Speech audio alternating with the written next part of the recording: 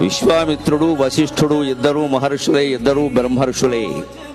కానీ వారిది వశిష్ఠ గోత్రం, నాది విశ్వామిత్ర గోత్రం, కొంచెం తేడా ఉంటుంది.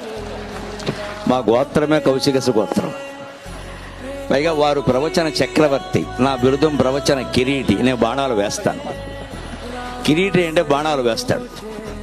అంచేత నాకు ప్రవచన కిరీటి అని బిరుదం, వారికి ప్రవచన చక్రవర్తి అని బిరుదం. నిస్సందేహంగా చక్రవర్తి వారే ధర్మరాజు, నేనే అర్జునుడి.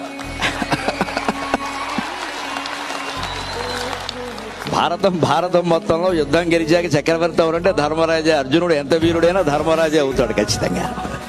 ఆ ధర్మరాజును ఆ రకంగా గౌరవించడమే అర్జునుడిగా ఆనందం. ఆ గౌరవం ధర్మరాజుకి జరగడమే అర్జునుడిగా ఆనందం. అందుకని వారు ప్రవచన చక్రవర్తి, నేను ఎప్పుడు ప్రవచన కిరీటిని. ఈ రకంగానే తెలుగునాట 2 రాష్ట్రాల్లోనూ ప్రవచనం ఒక ప్రభంజనమై చైతన్యాన్ని నింపాలి అనేది నా ఆశ పూర్తిగాను.